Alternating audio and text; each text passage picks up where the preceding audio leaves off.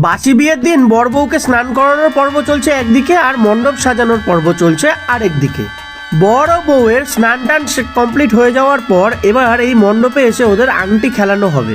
স্নান টান সেটা দুজনে চলে আসলো, এবার এখানে শুরু হবে আংটি খোঁজার খেলা। এই পর্ব শেষ হয়ে যাওয়ার পরই শুরু হবে 7 পাকে ঘোরার পর্ব। আর এই মামাদের নিয়ম হলো 7 পাকে ঘুরতে ঘুরতেই বউকে সিঁদুর পরাতে হবে, আর একটা করে নিচ থেকে সুপারি তুলে বউয়ের আঁচলে দিতে হবে। আমি কিছু বিয়ের ভিডিওতে দেখেছিলাম মাঝখানে যজ্ঞ হয়, তা সেটাকে ঘিরেই 7 পাকে ঘোরা হয়, কিন্তু এখানে দেখলাম কোনো রকম যজ্ঞই হচ্ছে না। মাঝখানে পান পাতার ওপরে কিছু সুপারি দিয়ে সাজানো ছিল, আর বলছিল একটা একটা করে সুপারি তুলতে হবে, বউয়ের আঁচলে দিতে হবে, আর বউকে সিঁদুর পরিয়ে দিতে হবে। এইভাবেই নাকি এদের এখানে বিয়ের নিয়ম তৈরি করা হয়েছে।